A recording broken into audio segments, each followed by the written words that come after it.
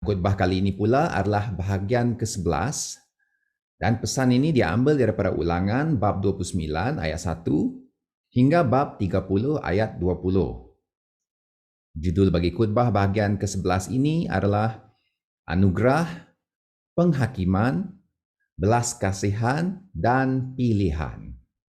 Sebelum saya meneruskan, mari kita memulai dengan berdoa terlebih dahulu. Ya Tuhan Allah yang berbicara, manusia hidup bukan daripada roti sahaja, tetapi daripada setiap perkataan yang kau ucapkan. Oleh yang demikian, kami datang sekali lagi untuk mendapatkan makanan rohani kami pada hari ini. Sekali lagi Tuhan, kami duduk di bawah pemberitaan firman-Mu. Berbicaralah ya Tuhan, agar kami mendengar suara-Mu, dan bukakanlah mata kami untuk melihat keajaiban di dalam firman-Mu. Sebab firman-Mu lah yang memberi hidup. Dan kiranya renungan di dalam hati setiap pribadi yang mendengarkan khotbah ini dan perkongsian dari bibir hamba-Mu sebentar lagi berkenan di harapan-Mu dan memuliakan nama-Mu. Ya Tuhan, batu pejal dan penebus kami. Oleh Yesus Kristus, Juru Selamat kami. Amin. Pilihan. Kita semua membuat pilihan setiap hari. Baju mana yang hendak dipakai, bahan, berita atau posting mana yang hendak dibaca, bila hendak mengerjakan sesuatu, apa yang boleh atau tidak boleh, yang patut atau tidak patut dilakukan, dan sebagainya. Keupayaan untuk membuat pilihan adalah kenyataan, hakikat bahwa kita ada kebebasan dan juga diberikan hak untuk memilih. Nah, dalam petikan Ulangan bab 30 ayat 15 hingga 20, orang Israel diperhadapkan dengan pilihan. Dalam khotbah terakhirnya sebelum meninggal, Musa menyeru umat Israel untuk membuat pilihan yang wajar.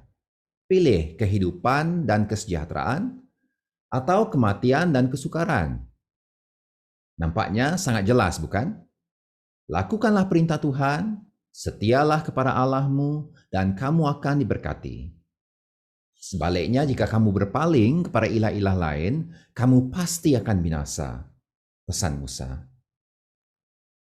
Nah, bukankah ini kedengaran familiar? Seperti kisah di Taman Eden? Saudari cuba imbau kembali kisah Adam dan Hawa. Di sana Tuhan menumbuhkan pelbagai jenis pohon, termasuk pohon kehidupan dan pohon pengetahuan mengenai apa yang baik dan yang jahat. Dan Tuhan berkata, mereka boleh makan dari semua pohon yang ada di taman itu, kecuali pohon pengetahuan. Dan kita tahu kisah selanjutnya, bagaimana ular menggoda Hawa untuk memakannya bersama dengan Adam, walaupun mereka tahu Allah melarangnya. Dan sejak hari itu, dunia telah berubah. Hanya melalui satu pilihan, kehidupan di dunia ini sudah tidak lagi sama. Nah, Ulangan bab 29 hingga 30 merupakan bahagian penutup ataupun bahagian terakhir daripada pesan Musa yang tercatat dalam buku Ulangan ini. Yang merupakan catatan mengenai acara memperbaharui perjanjian antara Tuhan dan umat Israel yang diadakan di dataran Moab, sempadan sebelah timur tanah perjanjian. Sebelum generasi kedua umat Israel bergerak memasuki negeri tersebut yang telah dijanjikan Tuhan kepada nenek moyang mereka, Abraham, Ishak dan Yakub. Dan hal ini dapat kita lihat dengan ketara dalam bab 29 ayat 10 hingga 14. Dalam ayat 12 dan 13, Musa berkata, "Kamu hadir untuk masuk ke dalam perjanjian Tuhan Allahmu, serta ke dalam sumpah yang diikat Tuhan Allahmu denganmu pada hari ini, supaya Dia meneguhkan kamu pada hari ini sebagai umat-Nya, dan supaya Dia menjadi Allahmu seperti yang dijanjikannya dan disumpahkannya kepada nenek moyangmu, yaitu Abraham, Ishak dan Yakub. Saudari, istilah perjanjian muncul sebanyak 7 kali dalam Ulangan bab 29 ini. Malah boleh dikatakan bahawa bab 29 ini mewakili seluruh kitab Ulangan. Memandangkan dalam bab ini, Musa sekali lagi mengimbau masa lalu, ayat 1 hingga 8, menyeru umat Israel untuk mematuhi hukum perjanjian Tuhan, ayat 9 hingga 15, dan memperingatkan mereka apa yang akan terjadi jika mereka tidak taat dan melanggar perjanjian, ayat 16 hingga 29. Seperti yang sudah disampaikannya sejak bab 1 dahulu hinggalah bab 28 yang kita lihat minggu lepas. Jika kita bandingkan kata-kata Musa di sini dengan apa yang disebutnya dalam Ulangan bab 4 dahulu, khususnya dalam ayat 10 hingga 14, kita akan dapati ada kesamaan atau pengulangan mengenai perjanjian yang diadakan Tuhan dengan generasi pertama umat Israel di Horeb atau di Gunung Sinai dahulu. Dalam bab 4 tersebut, mulai ayat 9, Musa berkata, "Berhati-hatilah dan jagalah dirimu baik-baik. Jangan sampai kamu lupa akan hal-hal yang telah kamu lihat dengan matamu sendiri. Dan jangan sampai semua itu lenyap daripada hatimu seumur hidupmu. Tentang hari ketika kamu menghadap hadirat Tuhan Allahmu di Horeb. Kemudian kamu tampil dekat dan berdiri di kaki gunung itu. Lalu berfirmanlah Tuhan kepadamu dari tengah-tengah api itu. Bunyi firman itu kamu dengar, tetapi kamu tidak melihat suatu bentuk pun. Yang ada hanya suara. Dia menyatakan kepadamu perjanjiannya dan memerintahkan kamu supaya melakukannya, supaya kamu melaksanakannya di negeri yang akan kamu masuki serta duduki kelak." Saudara-saudari, kita sebagai orang zaman moden mungkin cepat merasa bosan mendengar pesan-pesan dan tema-tema yang berulang-ulang ini. Akan tetapi, apa yang diulang oleh Musa di sini merupakan intipati dari perjanjian yang Tuhan adakan dengan umat pilihannya. Rakyat Marhain pada zaman purba yang hidup dalam budaya lisan bergantung kepada ingatan dan bukannya tulisan. Dan justru itu pengulangan yang disampaikan Musa ini adalah perlu dan penting. Dan perlu juga kita akui bahwa manusia mudah lupa. Apalagi kita pada hari ini yang bergantung kepada tulisan untuk mengingat. Di samping itu, umat Tuhan juga seringkali lupa akan apa yang seharusnya mereka ingat, tapi sebaliknya sering ingat apa yang harus kita lupakan. Saudari yang dikasihi Tuhan, seperti yang pernah saya sentuh dalam khutbah bahagian ketiga dahulu, khutbah yang berjudul The Good Law for a Good Life, mereka yang mendengar pesan Musa dalam Ulangan bab 4 tersebut sebenarnya adalah generasi kedua umat Israel yang keluar dari Mesir. Sedangkan mereka yang hadir di Horeb, seperti yang kita baca tadi, yang menerima perjanjian dari Tuhan di sana dulu, merupakan generasi pertama, generasi ibu bapa mereka yang pada saat ini semuanya sudah meninggal, kecuali Musa sendiri, Yoshua dan Kaleb.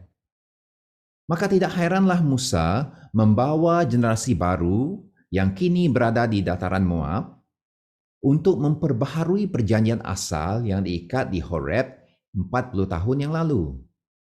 Mereka merupakan pewaris bagi perjanjian tersebut. Dan setiap generasi orang Israel adalah terikat kepada perjanjian di antara Tuhan dan bangsa Israel yang diadakan di Sinai dahulu.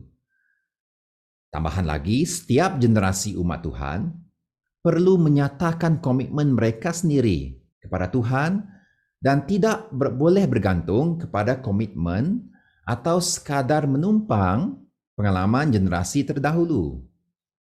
Setiap orang dan setiap generasi bertanggungjawab untuk memegang perjanjian dengan Allah. Nah, acara pembaharuan perjanjian ini adalah penting memandangkan generasi kedua umat Israel itulah yang akan memasuki tanah perjanjian. Merekalah yang akan mengalami penggenapan bagi perjanjian yang pada mulanya diadakan oleh Tuhan dengan Abraham dan kemudian dengan generasi pertama umat Israel yang keluar dari Mesir dahulu. Mereka harus sadar bahwa apa yang bakal mereka terima adalah pemberian Allah. Dan itu berkait rapat dengan perjanjiannya dengan nenek moyang mereka dahulu. Maka mereka perlu memberikan komitmen pribadi kepada hubungan perjanjian tersebut supaya mereka tidak mensia-siakannya setelah memasuki tanah perjanjian nanti. Dalam ayat 2 hingga 9, Musa sekali lagi mengingatkan Israel tentang bagaimana Tuhan membebaskan Israel dari Mesir dan setia menyertai mereka di sepanjang pengembaraan mereka di padang gurun. Sehinggalah mereka sampai di tanah Moab pada saat itu dan mengalahkan penduduk-penduduknya. Musa tidak jemu-jemu mengingatkan orang Israel tentang anugerah dan kasih kurnia yang Tuhan berikan kepada keturunan Abraham. Oleh kerana perbuatan Tuhan untuk mereka, Israel sekarang berada di ambang memasuki tanah perjanjian dan menerima janji dari perjanjian tersebut. Perjanjian yang Tuhan adakan itu merupakan sebuah anugerah, sebuah kurnia, sebuah anugerah perhubungan yang istimewa dengannya yang tidak dimiliki oleh bangsa-bangsa lain. Saudari perhatikan dalam bab 29 ayat 10, 11, 14 dan 15 bahwa Musa berkata, "Pada hari ini kamu semua berdiri di hadapan Tuhan Allahmu. Para ketua sukumu, para tua-tuamu, para pengatur pasukanmu, semua lelaki Israel, anak-anakmu, istri-istrimu, dan para pendatang yang ada di perkemahanmu, juga para pembelah kayu api sampai para penimba air." Perjanjian serta sumpah ini bukan hanya kuikat dengan kamu saja, melainkan juga dengan setiap orang yang pada hari ini tidak berada di sini bersama-sama kita. Jadi semua anggota umat Tuhan, darilah pemimpin sampai orang suruhan, setiap individu berada di bawah ikatan perjanjian dan perlu memberi komitmen pribadi kepada perjanjian tersebut. Setiap anggota akan menikmati berkat perjanjian jika mereka mematuhinya dan sebaliknya akan menanggung kutuk perjanjian jika mereka melanggarnya. Perjanjian di antara Tuhan dan umat Israel akan berkuat kuasa dari generasi ke generasi. Akan tetapi manfaat dari perjanjian tersebut bagi mereka bergantung pada komitmen mereka terhadap tanggung jawab perjanjian. Justru itu dalam ayat 18 hingga 21, Musa memberi amaran mengenai individu tertentu yang berfikir bahawa mereka akan terlepas dari ikatan atau natijah perjanjian apabila mereka berpaling dari Tuhan untuk menyembah ilah-ilah lain. Sekali lagi, umat Israel diberi amaran tentang ancaman yang terdekat dan terbesar terhadap kesetiaan mereka pada perjanjian, yaitu penyembahan berhala. Musa mengatakan bahawa orang-orang yang menyimpang, yang tidak memberikan komitmen pribadi, akan menjadi akar beracun yang boleh meracuni komuniti dan mendatangkan kutuk perjanjian ke atas seluruh negeri. Musa mengingatkan bahawa individu yang ingkar tidak akan terlepas dari hukuman Allah yang Maha Tahu. Saudara-saudari, memandangkan setiap anggota umat Tuhan harus memberi komitmen pribadi kepada perjanjian, itu juga bermaksud setiap orang, dari pemimpin sehingga rakyat marhain. Setiap orang juga perlu berwaspada dan saling memperhatikan, supaya jangan ada di antara mereka yang terpengaruh dengan kepercayaan kafir, yang menyimpang dari Tuhan dan berdegil untuk mengikut kemauan hati mereka untuk menyembah ilah-ilah asing.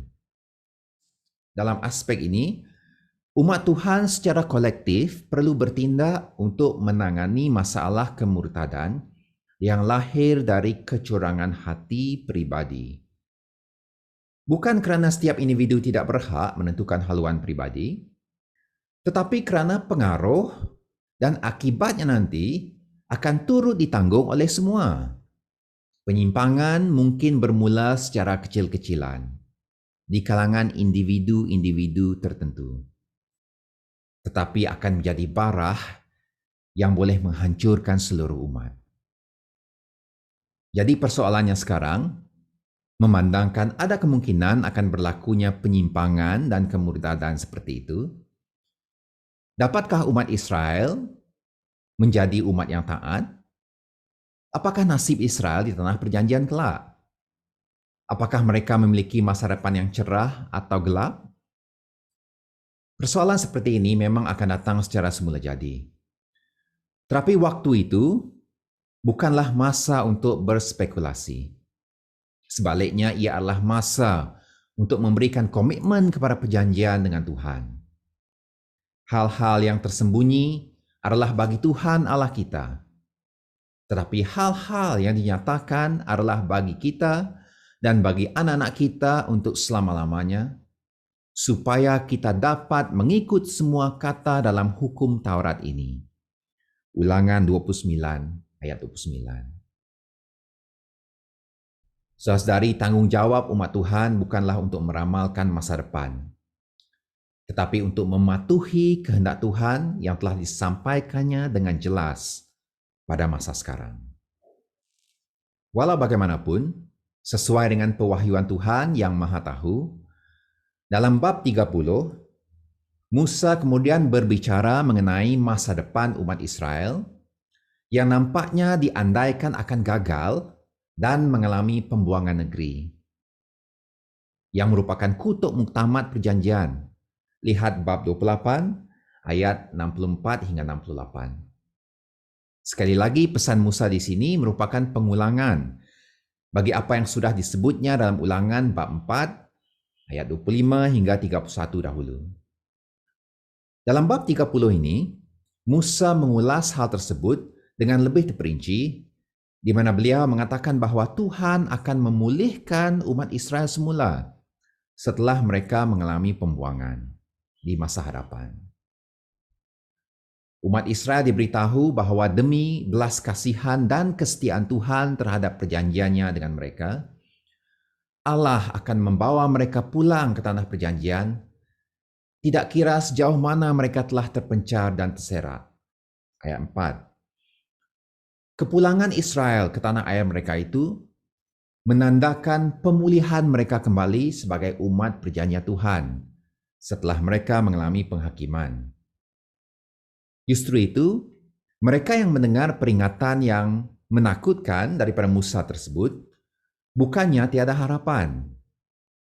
Sekiranya mereka kembali mencari Tuhan dengan segenap hati dan jiwa, seperti yang tercatat dalam ayat 2 dan ayat 10, maka Tuhan akan membawa mereka kembali ke tanah perjanjian dan memulihkan nasib mereka. Ayat 3 hingga 5 dan juga ayat 9. Tetapi untuk memungkinkan pemulihan tersebut dan mengekalkan ketaatan Israel terhadap semua perintah Tuhan, seperti yang tercatat dalam ayat 8, Tuhan berjanji untuk menyunatkan hati mereka dan hati keturunan mereka, agar mereka dapat mengasihinya dengan segenap hati dan segenap jiwa. Janji pemulihan dan pemurnian hati yang sama ini akan diberitakan semula oleh Nabi Yeremia.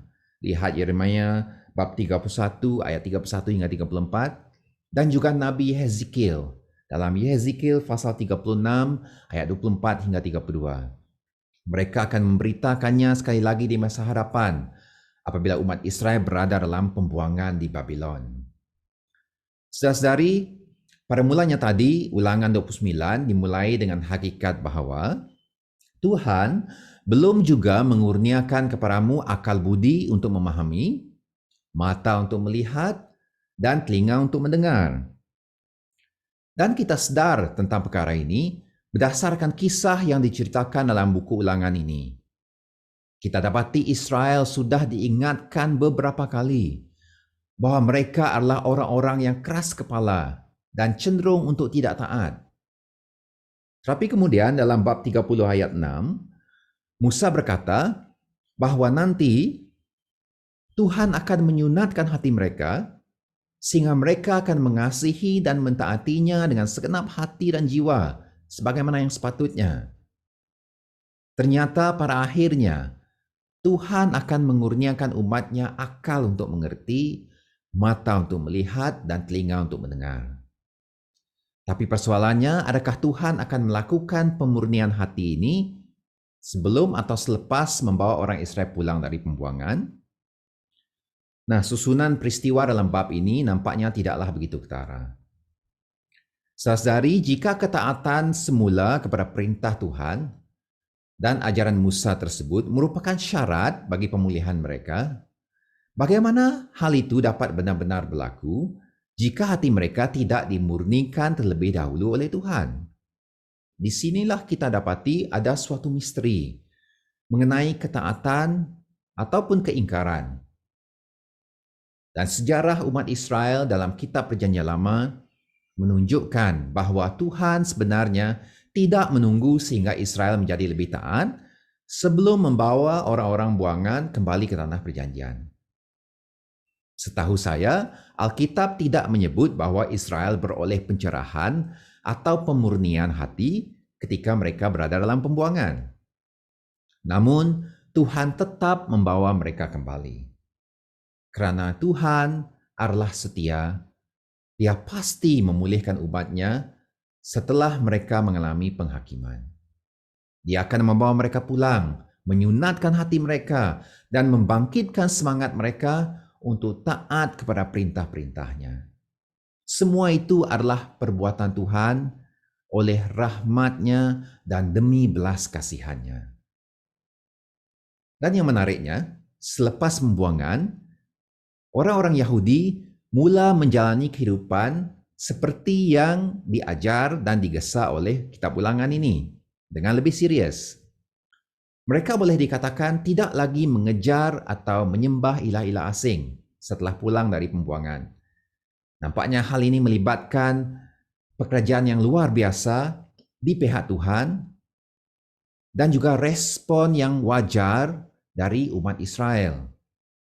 Bagaimana kedua hal itu saling bersilang dan berkait masih menjadi misteri. Tapi apa yang jelas dalam buku Ulangan ini adalah dua perkara. Tuhan itu penyayang dan pemurah. Dan kedua, kita diseru untuk meresponinya dengan sewajarnya.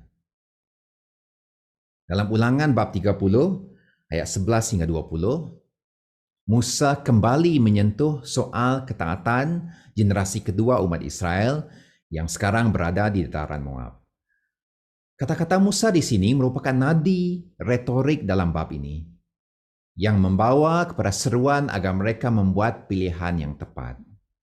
Lihatlah, pada hari ini aku menghadapkan kepadamu kehidupan dan kebahagiaan, kematian dan kesusahan. Ayat 15. Dan seruan tersebut disimpulkan pada ayat 19 hingga 20. Pilihlah kehidupan, supaya engkau dan keturunanmu dapat hidup. Sehingga engkau dapat tinggal di tanah yang telah disumpahkan Tuhan untuk memberikannya kepada nenek moyangmu, yaitu Abraham, Ishak dan Yakub.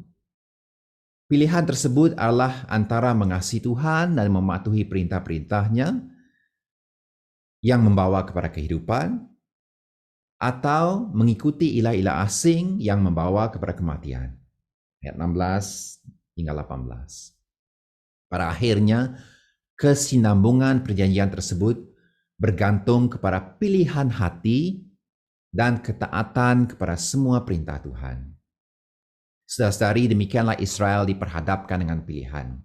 Berkat atau kutuk, kehidupan atau kematian. Musa menyeru mereka agar memilih kehidupan dengan mengasihi, mentaati dan taat setia kepada Tuhan. Tambah lagi, Taurat Tuhan itu tidaklah sukar untuk dipelajari dan dipatuhi. Dalam ayat 11 hingga 14, Musa menyebut bahawa perintah Tuhan adalah dekat dengan mereka. Seperti juga yang pernah disebutkannya dalam Ulangan bab 4 ayat 7 dan 8 dahulu.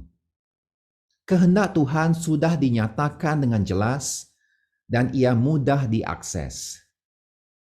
Masalah ketidaktaatan sebenarnya adalah hati yang tidak disunat, yang mudah berpaling untuk mengikuti ilah-ilah lain.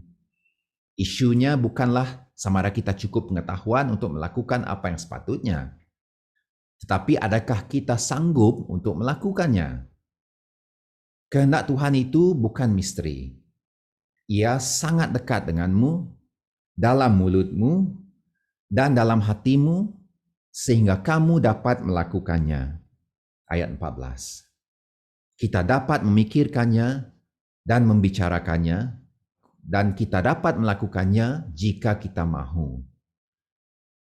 Saudari yang dikasihi Tuhan, hubungan perjanjian yang sihat dan berkekalan dengan Tuhan berakar dari keadaan hati dan soal pilihan.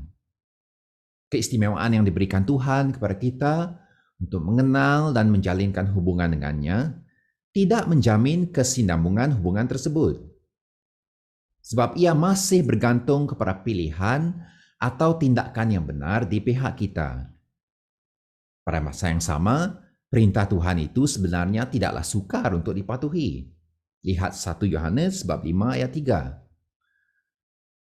Dan wahyu dari Tuhan juga adalah jelas dan telah dinyatakan dengan sejelas-jelasnya di dalam Kristus Yesus. Lihat Ibrani bab 1 ayat 3. Sebagai orang Kristen, kita amat bertuah karena kita telah diberi kesempatan untuk mengenal Tuhan dan kehendak-Nya dengan lebih jelas melalui Kristus yang telah menunjukkan siapa Allah kepada kita dan menunjukkan teladan bagi kehidupan yang taat sepenuhnya kepada Allah. Justru itu, janganlah kita mensia-siakan rahmat dan keistimewaan ini. Jagalah hatimu dengan cermat dan lindungilah ia dari ilah-ilah dunia ini. Saudari, walaupun Tuhan adalah sesungguhnya setia dan berbelas kasih, namun penghakiman darinya juga adalah pasti, sebab Dia adalah Allah yang kudus dan yang berbuat benar. Tuhan bertindak sesuai dengan perjanjiannya, sama ada untuk memberkati atau mendatangkan penghakiman. Maka kita sebagai umatnya sebenarnya tidak perlu mengalami akibat buruk dari ketidaksetiaan, karena Tuhan menawarkan berkat kehidupan. Banyak manfaat akan terhilang atau terganggu jika kita ingkar terhadap perintah-perintah Tuhan yang membawa kepada kekacauan hidup, disorder of life. Oleh itu, pilihlah untuk taat dan tetaplah setia kepada Tuhan yang penuh rahmat, tidak kira apapun yang berlaku dalam kehidupan kita. Amin.